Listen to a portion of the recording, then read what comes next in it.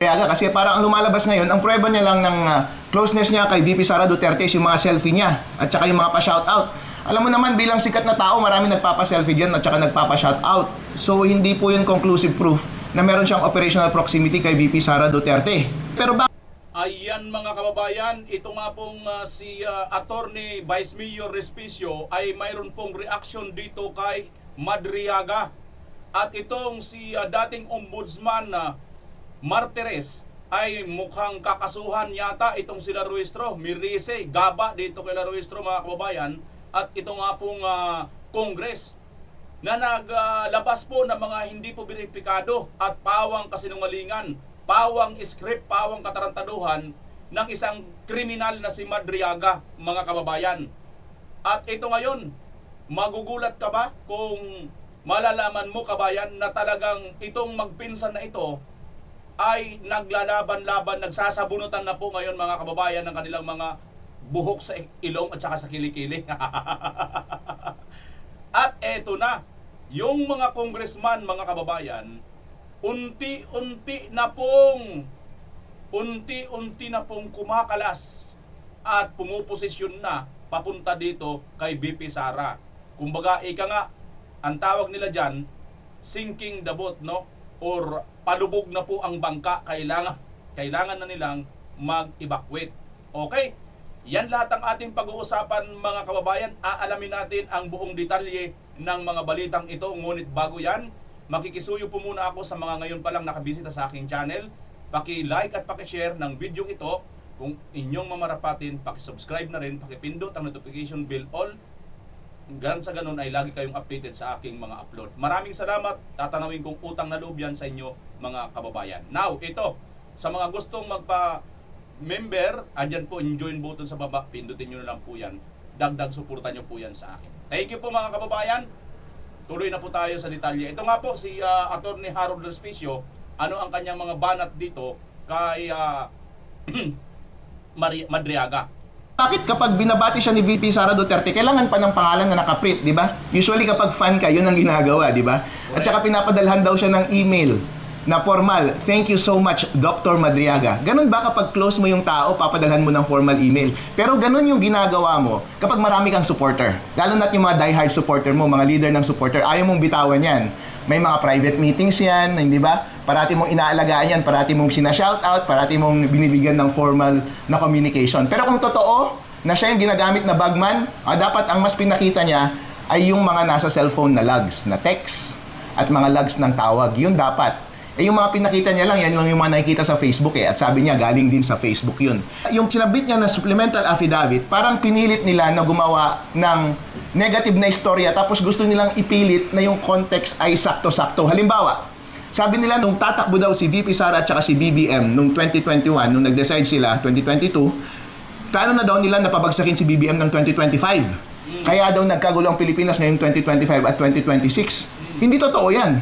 Kasi nung nakausap ko si VP Sara Duterte, nung pumunta ako ng Davao, meron kaming private lunch, grupo ng kanyang mga inner circle, ng kanyang mga VIP nung araw na iyon. May nagtanong sa kanya mula sa amin, sabi niya, ano pong masasabi ninyo tungkol sa panawagan na palitan na at pababain na si Bongbong Marcos at kung pwede magkaroon ng extra constitutional transition, ibig sabihin revolusyon. Ang sagot ni VP Sara doon, I will let things run through their natural course. So ibig sabihin, ayaw niyang maistorbo. At sabi niya, nagtatrabaho lang po ako sa aking VP office kung anong mga project at mga budget na itinalaga nila para sa amin, yun lang ang inaasikaso ko ngayon. Wala nang iba, kaya tahimik. Yan mga kababayan. Alam niyo itong mga sinasabi ni Attorney Harold Respicio, nagtutugma po ito sa iba't ibang mga nakasalamuha at mga nakausap na po ni VP Inday Sara. Ako personally, no, ganito rin po ang naririnig ko. At yan din po ang mga sinasabi ni Tatay Digong. Unang-una na nga po nahiya si Tatay Digong mga kababayan, di ba? Si Marcos talaga ay hahayaan ni Tatay Digong at ni VP Sara na matapos dito sa kanyang termino. Pagtiyagaan na lang natin, ano ho? Pero hindi porket hahayaan na matapos itong si Bangag sa kanyang termino, mananahimik tayo sa mga samut-saring lumalabas na mga kontrobersiya, mga pagnanakaw nila, pandarambong nila sa bayan, mananahimik tayo. Hindi po pwede, di ba? Bagamat ayaw ni Tatay Digong at ni VP Inday Sara, pero hindi tayo dapat manahimik. Yan yung maliwanag mga kababayan na puro parehas natin na experience. At bago natin tunguhin yan, dire-diretso yung tungkol sa credibility na yan, at ito nga pong si dating Ombudsman Martires ay nagsalita na rin. Ito, panoorin po muna natin ito mga kababayan, na ang rigo doon nito pong mga kongresista tila baga ay bumabaliktad na at papunta na kay VP Inday Sara. Ito ha mga kababayan, panoorin nyo po itong video na ito. Bago yan, ito muna. Matatandaan natin yung salin, yung salin ng ombudsman, di ba? Ayaw muna papasukin ng ombudsman noon nang hinihingi nilang salin. Kasi gusto nila buksan ang salin ni VP Inday. Pero bakit ang salin nila ayaw buksan? Ayon sa ombudsman noon, parang hindi sila pinapapasok. Ngayon ito na.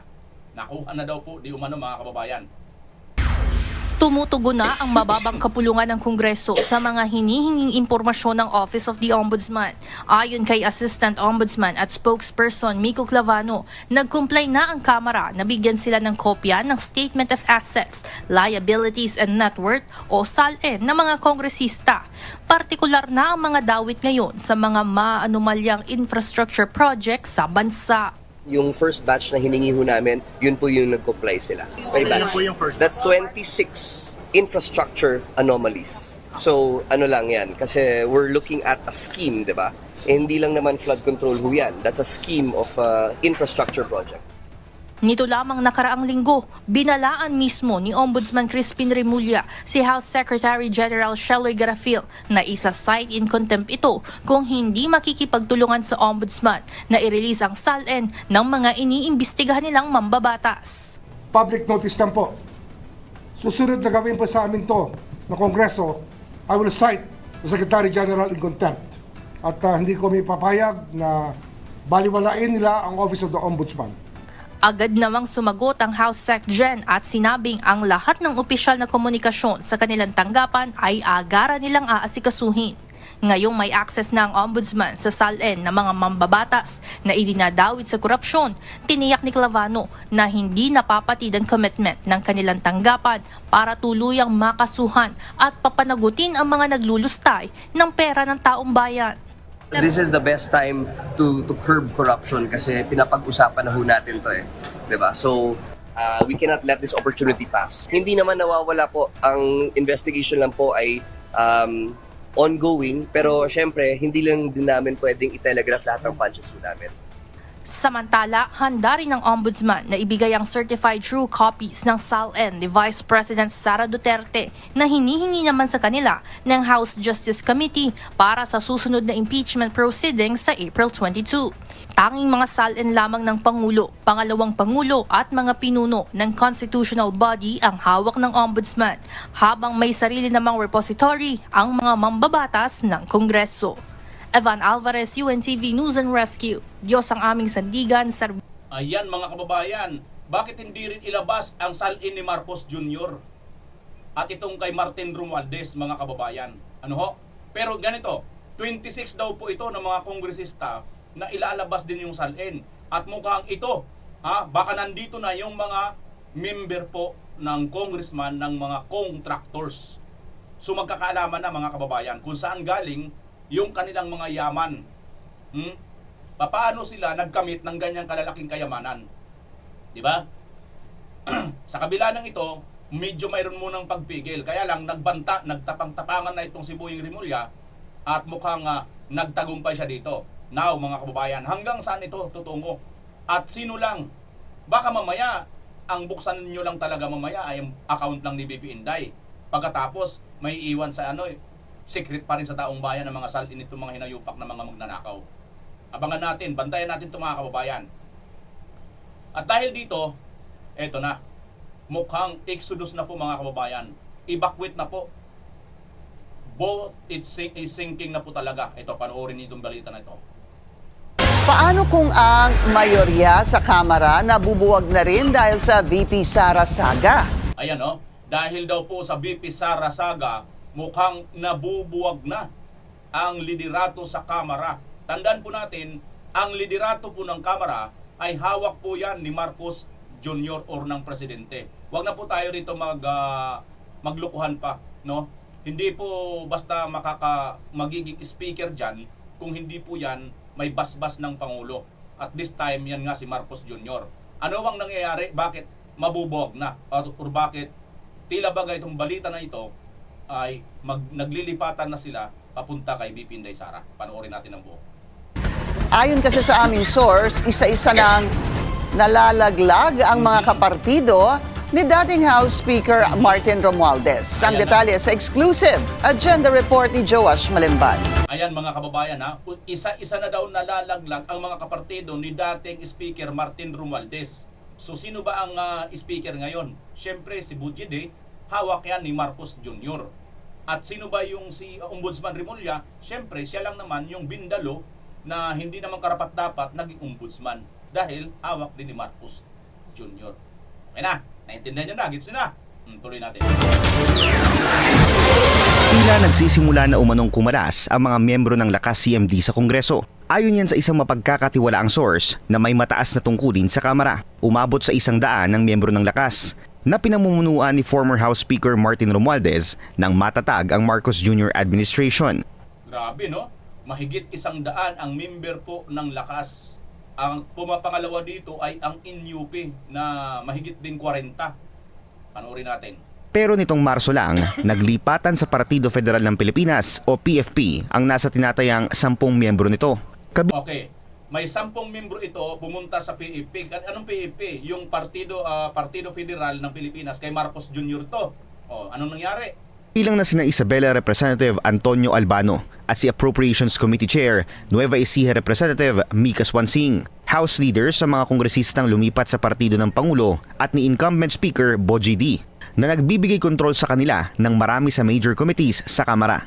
Ayon sa source, posibleng bumaba pa ang bilang ng Lakas members sa mga susunod na buwan, kasabay ng pag-andar ng impeachment proceedings laban kay VP Sara, lalo na't may shifting daw ngayon sa political alliances habang papalapit ang 2028 elections. Ayon pa sa source, marami sa Lakas members ang nais daw ngayong sumali sa Nationalist People's Coalition na pinamumunuan ni Senate President Tito Soto. Marami raw kasi sa mga kongresista sa grupong ito hindi suportado ang pagpapatalsik sa pangalawang Pangulo. Uy, sandali mga kababayan.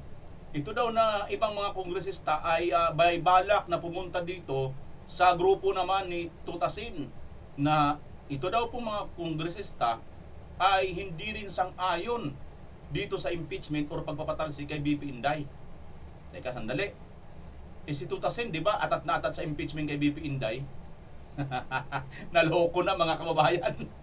Kung una siyang sinampahan ng impeachment complaints noong 2025, marami rin daw pending applications para makapasok sa National Unity Party na pinamumunuan naman ni Antipolo Representative Ronnie Puno. Yun mga kababayan, ito si Ronnie Puno ay nauna na itong mga nagsasalita na hindi sila sang-ayon dito sa impeachment kay BP Inday. Kasi nga po wala daw pong bagong ebidensya. At ngayon, mayroong Romel Madriaga na nagdagdag pa ng kanyang supplemental affidavit na puro naman kasinungalingan, puro script, puro katarantaduhan. At lahat, puro po na pasinungalingan ng mga taong nabanggit niya. At alam nyo mga kababayan, grabe ano ho, kahapon pa, nung isang araw pa, na palabas na natin, na-reaksyonan na natin, lahat nagsalita na mga nabanggit niya, puro tinanggi siya lahat. Isipin nyo, wala na nga siyang nagko-corroborate sa kanyang sinasabi, itinatanggi pa siya lahat. Anong klaseng witness ito? NUP ang second largest party sa Kamara na mayroong higit 40 members. Pero ayon kay Congressman Puno, pinag-iisipan pa ng NUP Membership Committee kung tatanggapin ng mga aplikante. Dagdag niya, 5 lang daw ang posibleng makapasok sa partido as early as next week. At hindi rin daw Lakas congressman lang ang mga pinagpipilian. Kasama raw dito ang isang miyembro ng NPC, 2 mula sa PFP at isa mula sa Nationalista Party na mga Villar. Sakaling matuloy ang pagpasok ng mga bagong miyembro ng NUP, muli itong lalaki at aakit na sa mahigit 50 ang mga miyembro sa Kongreso. Sinubukan namin kumuha ng pahayag mula sa ilang mga kongresista ng PFP at NPC pero wala pa silang tugon sa ngayon. Para sa agenda, Joash Malimban. Kita nyo mga kababayan, sinasabi dito nitong ni Puno, no, sa kanilang grupo, marami rin ang mga nag-a-apply na pumunta sa kanila.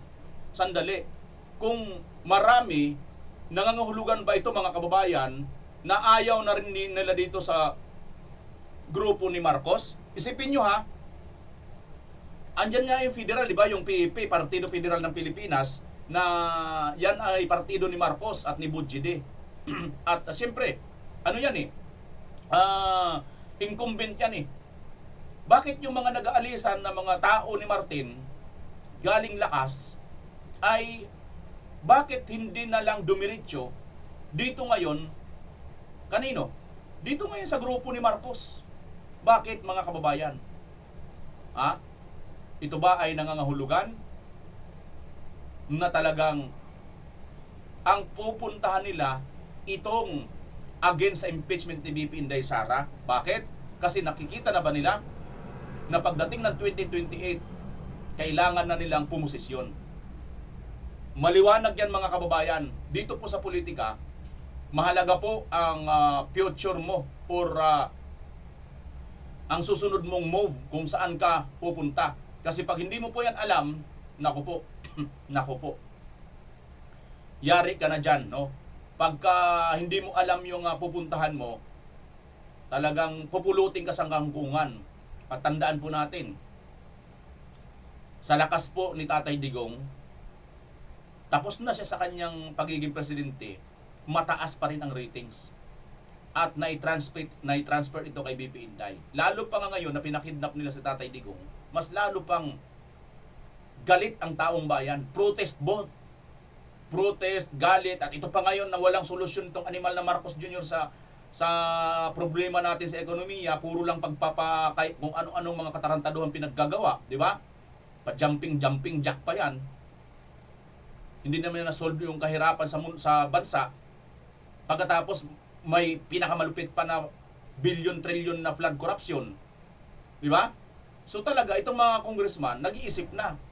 Bakit hindi sila dumiretso na doon? Di ba? From Martin, total, pinsan naman niya, magpinsan naman sila. Bakit hindi sila dumiretso doon? Bakit dito sa Inyupi, na ang Inyupi na ito ay ayaw pumirma dyan sa impeachment or hindi sila basta-basta pipirma hanggat wala silang nakikitang matibay na mga bagong ebidensya. Ang nakita nila mga kababayan, kitang-kita naman ng publiko eh. Lahat itinanggi eh. Oh. Di ba? So, maliwanag ito. Nag-i-exodus na itong kamera at nag-aalisan na papunta na kay BP Sara. Yan po yan ang galaw mga kababayan. Narinig naman natin sa news, di ba? Bakit? Kasi ito, panoorin pa natin itong balita. Benedict, hindi pa daw ba sapat yung pagharap sa media at pagpapakita sa publiko ng Pangulo bilang patunay na maayos ang kalusugan nito?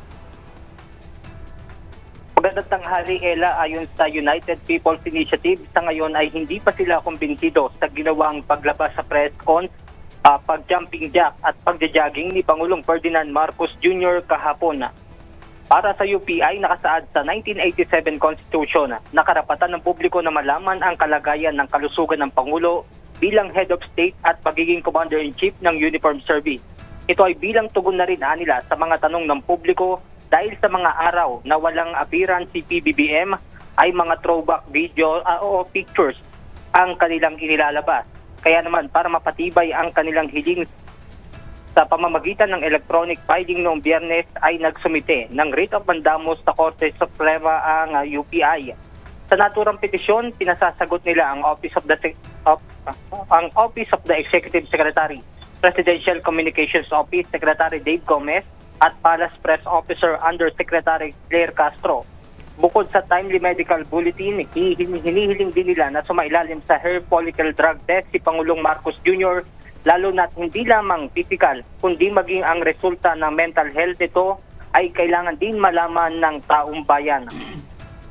Panawagan din ng UPI sa publiko na iwasan ang pagkakat at pag-share ng mga video kung hindi naman alam ang pinagmulan upang nang sa ganon ay maiwasan na rin ang paglaganap ng fake news. At yan muna ating update mula rito sa Maynila. Balik. Ayan mga kababayan, ito nga po yung video kahapon na tungkol dito sa paghiling sa korte na ito nga maglabas ng medical records itong si Marcos Jr. At mukhang ito ay tinatanggihan ni Marcos. Alam niyo naman si Antique Lerering, di ba? Sumasagot lang, tumatanggi lang, pero wag ka muna magpiesta diyan anti-clearing kasi hindi pa nagdedesisyon ng Korte Suprema. O, di ba mga kababayan?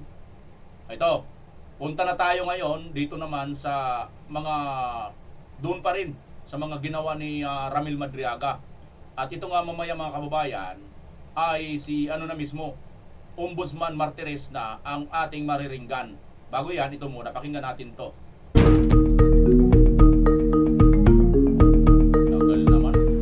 Itinanggi ng Malacanang na nakipagkasundo si Pangulong Bongbong Marcos kaugnay sa term sharing.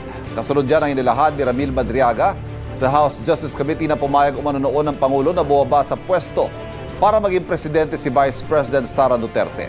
Oy mga tangalista, mga loyalista, ang kakamputa, kakantae, kakambing, kung bahala na kayo dyan kung anong tawag sa inyo mga animal kayo. Di ba? Eh yan na, ano nang script nyo ngayon? Tinanggi ni Marcos. Tinanggi ni Marcos, ni Auntie Claire. Saan na kayo ngayon? Ano ba? Paano na ito? Sunog ang script ninyo. Pinalaga naman ng bise ang sinabi ni Madriaga na kinailangan niya ng tulong ng isang propesor para makapasa sa law school. May unang balita si Ian Cruz. Hindi pinalampas ni Vice President Sara Duterte ang isang inilahad sa Kamara na nagpakilalang dating bagman umano niyang si Ramil Madriaga.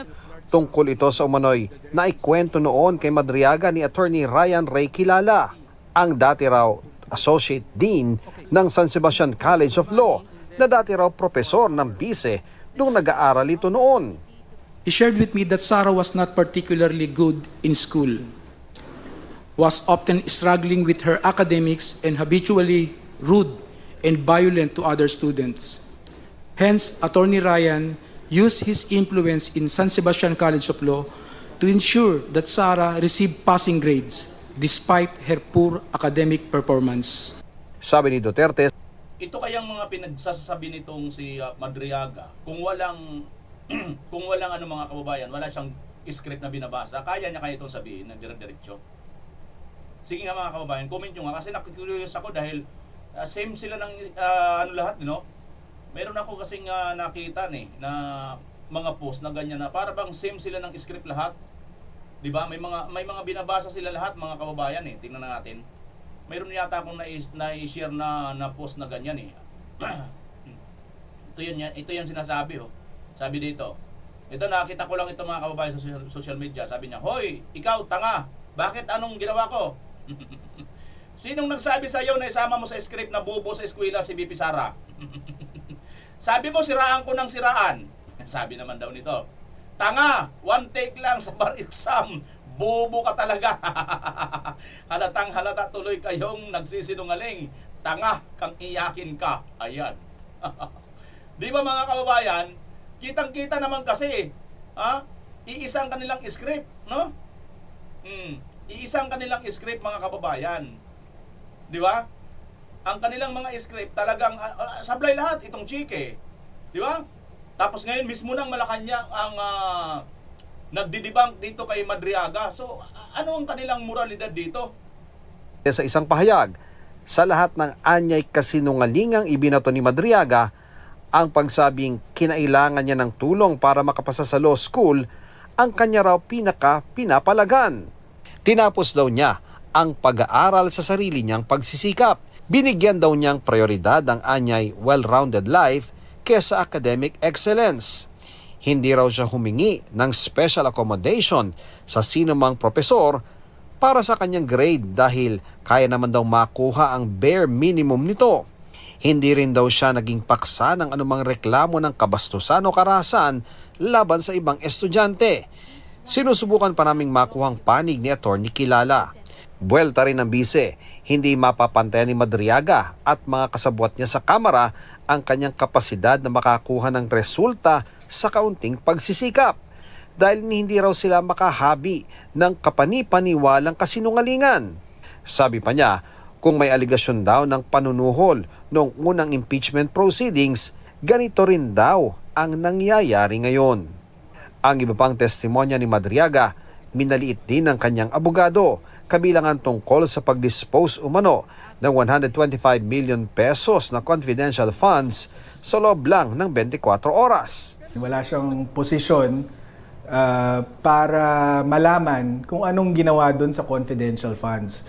Buti sana kung taga VP SPG siya na pagkatiwalaan na i-manage itong confidential funds or itong mga DepEd Security Officer or OVP Security Officer, then pag may sinabi siya tungkol kung saan napunta yung pera, 'di ba?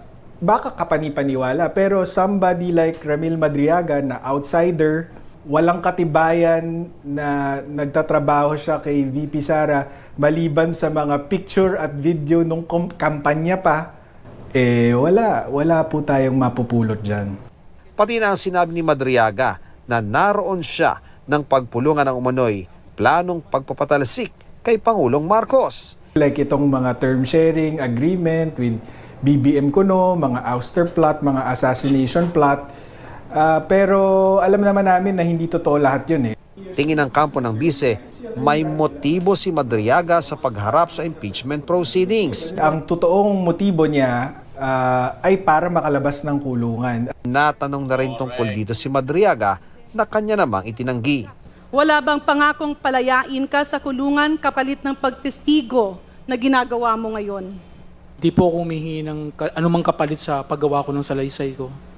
Pinabulaanan din ng Malacanang na may napagkasundo ang term sharing. Storyahe! Storyahe! Puro lahat kasi ng maling ang pinagsasabi mo ni Malka. Saka nga kidnap or ransom na mayroong nang namatay. Lahat gagawin mo para magkapera ka . Ngayon, wala kang hinihing kapalit. Ay nako, maniwala. Baka ba nga pati tumbong mo hindi maniwala sa'yo, gago. Ang Pangulo po, hindi po yan mga ngampanya para lang po ibigay ang posisyon kahit kanino. Sa lahat ng mga kasinungalingan itong ni Auntie Claire, ngayon ito tumama. Dahil sinabi niyang totoo, no? At itong katotohanan na sinasabi ni Auntie Claire, mga kababayan, tumugma ito sa sinabi ni Aimee.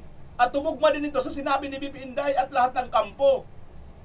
Paano yan, Madriaga? Paano yan? Yung nagsulat ng script ni Madriaga at ng kanyang direktor at producer. Mismo yung mga binanggit niya na magkalaban, supposed to be. Ang akala niya kakampihan siya ng Malacanang. Ito ngayon, ano na mga kakamputa? Saan na ang mga kaputahan ninyo ngayon mapupulutin dyan? Ang sabi ko po natin, nangako po siya na siya'y magtatrabaho para sa bayan at tatapusin ng termino. Did you get a reaction from him on that particular point? Siya po ay nagulat. Nagulat. Dahil hindi po ganun ang Pangulo. Sa bersyon ng kwento ni Senadora Aimee Marcos, Mayo 2021 pa lang ay nag-uusap na silang tatlo at itinutulak daw nila noon na si VP Sara ang tumakbong presidente. He will file October 6 as instructed. Pero sana somebody will file as his VP. Kasi nakakatawa naman walang katandem. And he will slide down to VP ASAP.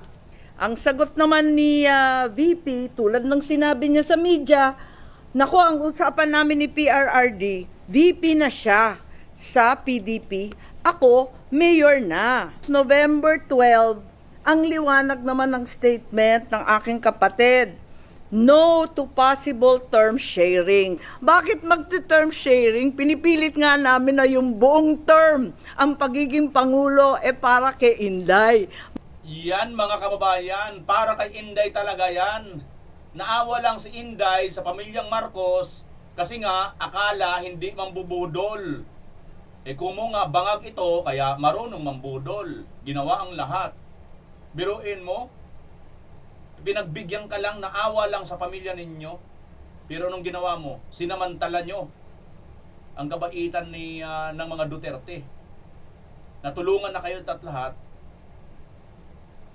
Sinamantala nyo pa at inyo pang sinalaula ang Duterte. Kaya ngayon mga kababayan, ito, ang maliwanag dito, lahat ng mga binitawan itong napakasinungaling na Madriaga na to, bumabalik sa kanya. Ultimo, itong inaasahan siguro nila ito mga kababayan, ano, kasi nga siguro naman hindi na tayo kailangan pa maglukan dito. Ina-assume nila na kakampi nila yung yan sa palasyo, na kung ano man ang bitawan dito ni Madriaga, susundan. Paano pa nila ngayon ito i-reconcile nito? Halimbawa, ang sabi, ay oo nga pala, di ba, maalala nila bigla, wala na, ito na eh, nasabi na ni Auntie Claire, wala na silang ano dito, wala na sila ritong atrasan. So meaning to say, ultimo, si Marcos Jr.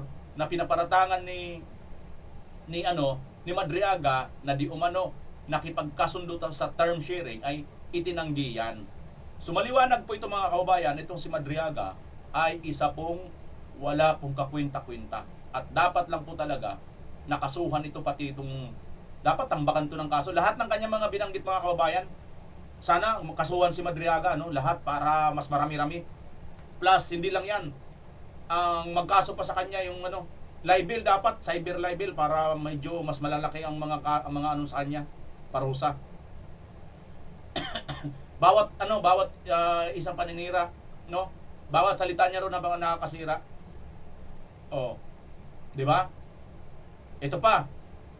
Ito na ang pinakamatindi mga kababayan. Baka ito kasuhan ng HOR or si Luis Tro, yung ni Ombudsman, dating Ombudsman Martires. Panoorin natin si Ombudsman Martires dahil isa rin po siya sa nabanggit. Nananahimik na, nagre-relax, kapiling ang mga mahal sa buhay. Ano ang inyong kagyat na naramdaman nung bigla na lamang banggitin ang inyong pangalan dito sa pagdinig na ito? Well, siyempre nagulat ako. Actually, tinawagan ako ng isang kaibigan ko na kung ako'y daw nakikinig ng hearing sa House of Representatives. Sabi ko, hindi. So sinabi niya na mayroong in-execute na supplemental affidavit si Madriaga at yun daw ay binabasa doon sa hearing ng Committee on Justice. So humingi ako ng screenshot sa kanya kung anong sinasabi sa affidavit, sa supplemental affidavit. Nabasa ko yun, parang nagulat ako na ba't nasdamay ang pangalan ko. At pag binusisi mo yung allegation, pilit na isinama ko. Nakalagay Ombudsman Samuel Martires or Ryan Kilala. Former President Rodrigo Duterte or Sara Duterte nagpadala ng pera. Sino talaga nagpadala ng pera? No. Si Presidente Duterte o si Vice President Sara? Sino ang binigyan niya? Si Samuel Martires o si Ryan Kilala? Yung original affidavit niya, meron siyang original affidavit which he executed sometime in November of 2025. Wala siyang binabanggit na Samuel Martires. Ang binanggit lang niya doon, nag-deliver siya ng pera, nandun sa trunk ng isang kotse. He was directed by the security guard to park in a specific area. Iniwanan niya doon, inilagay yung susi doon sa gulong ng sasakyan. Yung sasakyan na yon ay Vios. V-I-O-S. Vios ba yun? Vios. Vios. Toyota Vios. Opo. That was the original affidavit. Tapos nakita niya na pagkaalis niya, mayroong nagmaneho, inilabas yung Toyota Vios na yun sa Ombudsman. Unang-una, walang parking area ang Ombudsman para sa publiko. Ayan na. Okay. Wala kaming designated parking spaces doon. Pangalawa, ayan na. Unang-una, wala pong parking space doon. Paktay ka diha. Ito yung mga circumstances evidence mga kababayan eh. Kasi kailangan talagang supplyan ni Madriaga yung kanyang mga kasinungalingan, kaya lang hindi talaga tatayo eh. Biruin mo, unang-una, walang parking space doon. So, anong binabanggit niya na mayroong nag-park doon? Iniwan niya sa parking. Dinaloko na. At hanggang ngayon siguro, bawal pumarada sa harap ng building ng Ombudsman. Yung sa harap sa looban. So, paano siya papaparadahin ng gwardiya na ang nakakapasok lang sa loob ng compound ng ombudsman ay mga sasakyan na mayroong decals o mga government officials katulad ng mga congressman or ambassadors. Walang sino man na pribadong individual na nakakapasok.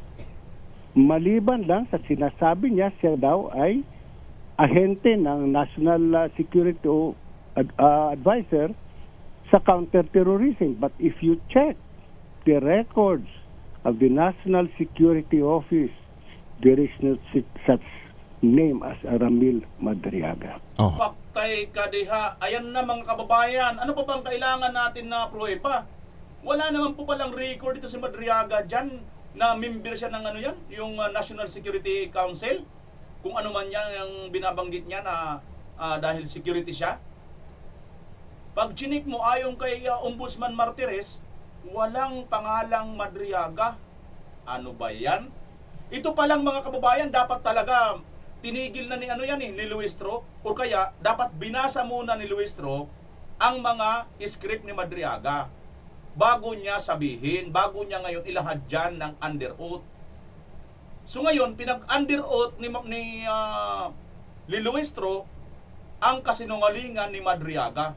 So dapat managot dito itong Committee of Injustice nitong babae na nagtago ng kanyang wanted na asawa ng kasong rape. Di ba? Ito yung mga tao na hindi alam magsalita ng totoo. Ang alam na lang na sa buhay ay manira ng kanilang kapwa. Ako pinababayaan ko nito, kaibigang Henry.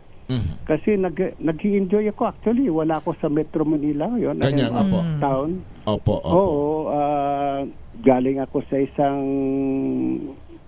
baryo dito sa somewhere dito sa Cordilleras.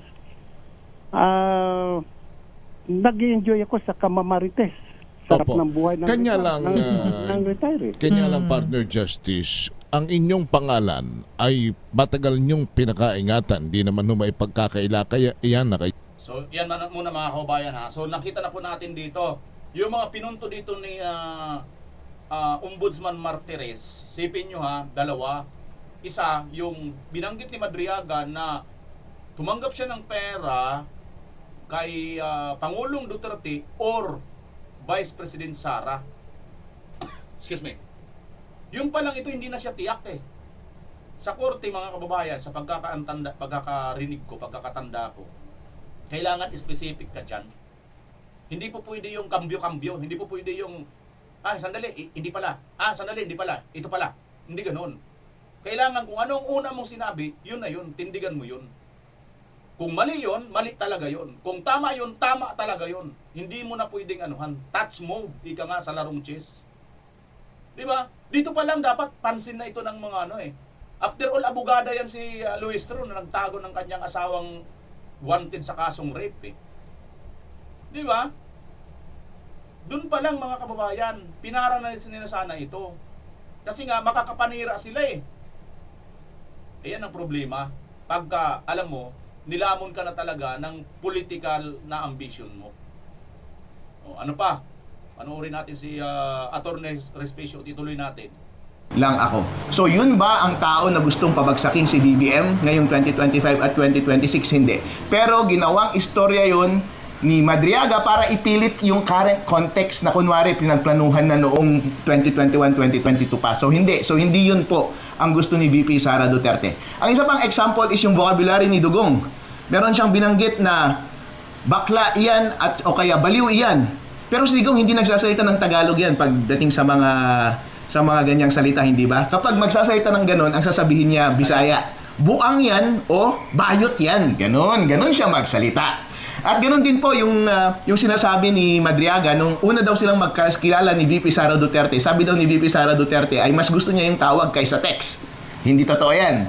Dahil kami ni VP Sara Duterte, sa totoo lang, hindi naman kami magkakilala at close. Pero somehow, coincidentally, nung isang araw, yun lang yung first time na nakuha ko yung number niya. At for some reason, gusto ko siyang tawagan. So tinawagan ko siya at sabi niya sa akin, hindi niya sinagot yung tawag at tinext niya ako, doon tayo mag-usap sa Signal dahil nakatap ang number ko. So, ibig sabihin, ayaw niya ng tawag.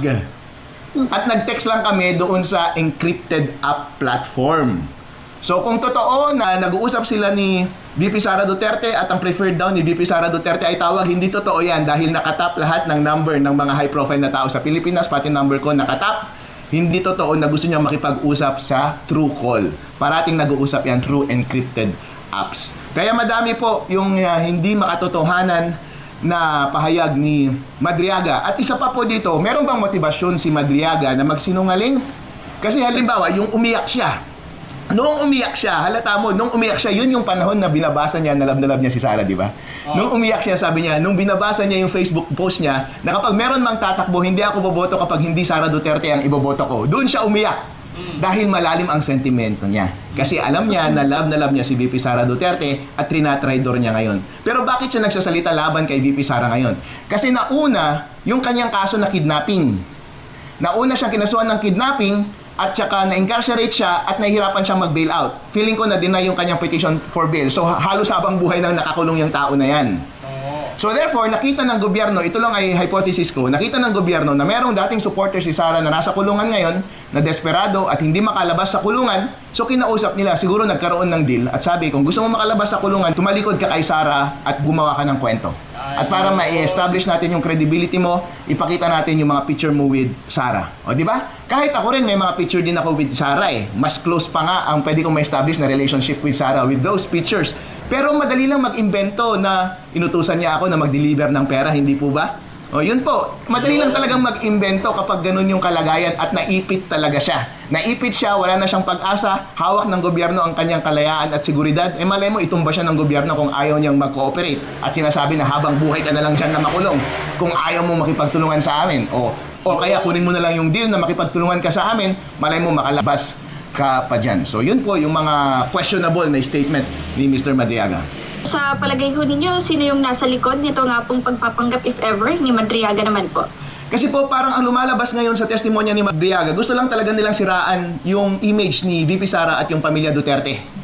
Kung mapapansin po ninyo, nilalabas niya na hindi daw magaling si VP Sara sa law school. Anong relevance nun? Diba? Anong relevance nun? So ibig sabihin, gusto mo lang siraan yung tao. Bakit niya sinabi na baliw yung mga anak? Baliw o bading yung mga anak? Hindi naman relevant yun. So ibig sabihin, gusto mo lang siraan yung image nila. Walang relevance. Ang tanging may relevance lang doon sa testimonya niya, kasi kaya siya present as witness is because gustong patunayan yung close proximity niya with VP Sara dahil siya daw yung nautusan na nag-deliver ng 125 million confidential funds. Pero kung titignan mo lahat ng supplemental affidavit niya, isang paragraph lang doon ang referring sa supplemental funds. At yun ay nung binanggit niya na hindi totoo na 11 days na na-dispose yung 125 confidential funds. Ang sa totoo lang po, na-dispose iyon within 24 hours. Wait, what? Out of nowhere, bigla niyang sinabing iyon. Before that paragraph, ang dami niyang sinabi na napag-utusan siya at nag-distribute siya ng pera. Pero hindi niya sinabi kung sino ang nag-utos sa kanya at hindi niya in-explain kung saan galing yung pera na yun. Somehow, nag-deliver siya ng pera at somehow may pera. And then sa kanya lang sinabi yung isang paragraph na yun. Therefore, kung ang point ng testimony mo ay i-prove na si VP Sara ang nag-utos sa'yo at galing sa confidential funds, hindi mo na-establish na si VP Sara yung nag-utos sa'yo at walang circumstances kang kunento na confidential funds ang bagay na yun. Parang biglang binunot lang sa isang, out of nowhere, biglang binunot. Itong si Ridon na committee member, siya lang ang nagsabi nung sa huli, clarificatory question daw. Sino nag-utos sa'yo? Hindi naman sinabi dun sa supplemental affidavit. Di ba si VP Sara, leading question na yun. Dapat ino-objection yun. Nung itong si Chairman Jervil Luistro, maraming mga question siya na sinabi na dapat wag probing at wag exploratory, dapat clarificatory lang. Yung question na yun, exploratory yun probing yun kasi hindi linagay yun doon sa supplemental affidavit pero pinayagan yung question, hindi naman binanggit kung sino ang nag-utos sa kanya. Pinayagan sino naman yun? Si Chubby Guy na tanungin kung sinong nag-utos sa kanya. Pero at any rate, mahina talaga yung testimonya ni Ramil Madriaga.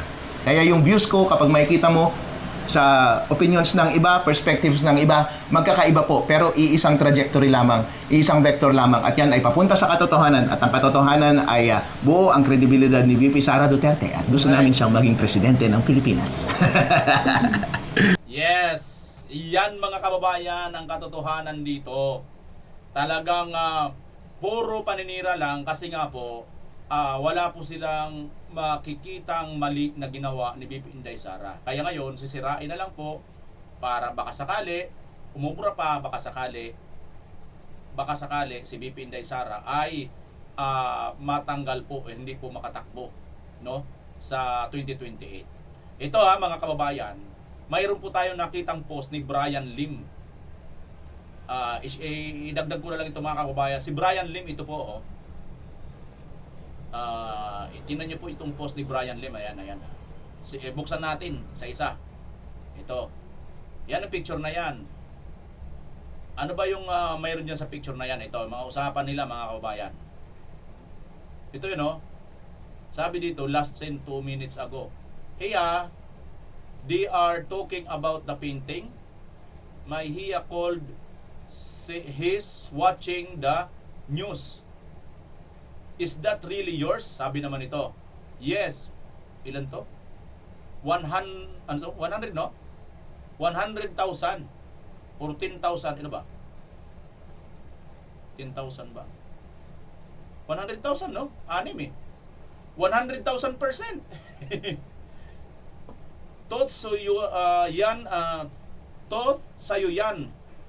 Yan daw binigay ni Madriaga kay BP Sara. Did he buy it from you? No. Do you know him? No. He's a kidnapper. Ha ha ha.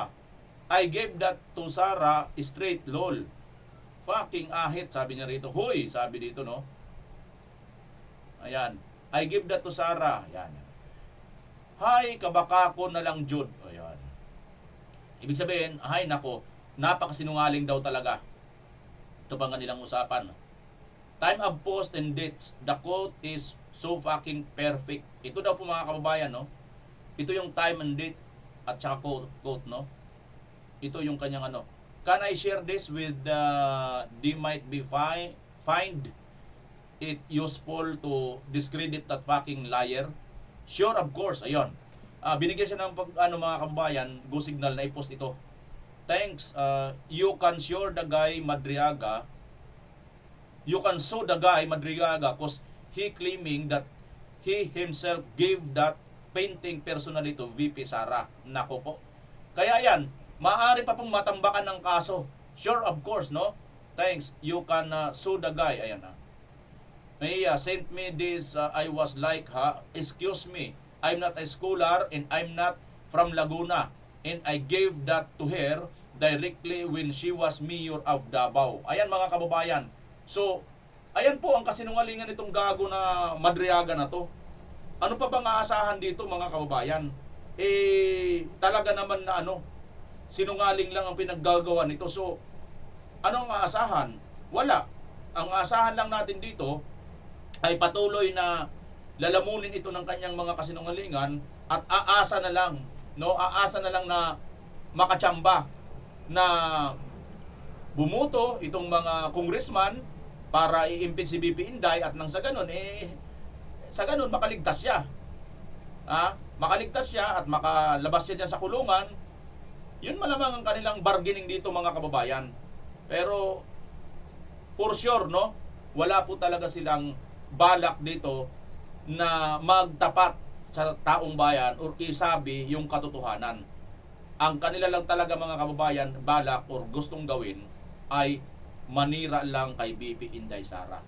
So yan mga kababayan ang atin pong nagawang reaction video patungkol po dito sa isang napakasinungalingan na si Ramil Madriaga, sinungaling, at ito nga pong whore na kinonsinti ang kasinungalingan at pinag-under oath pa dyan. Ngayon, itong si dating Ombudsman Martires, kung mag-file man ito ng kaso, abangan natin, di ba? Kasi, syempre, ganun din ito si Gaisano. Tambakan na nila ito ng kaso para sa akin, para talaga magkaroon. Kasi si Antikler naman mahilig naman sa kaso-kaso di ba? Kayo, mga private na kayo, individual, hindi naman kayo Yan mga kababayan. So, ayan po ang ating nagawang Ano pong inyo masasabi dito sa rigudon nitong congressman? Naniniwala ba kayo? At naniniwala din ba kayo na talagang pumuposisyon na itong mga congressman para kay BP Sara? Comment nyo po dyan sa baba, pakilagay nyo na pang inyong lugar ng taga-saan kayo at ng atin pong mapag-usapan. Mga kababayan, kita tayo mamaya sa Birada Gila Live, Pilipinas as always. Bye-bye!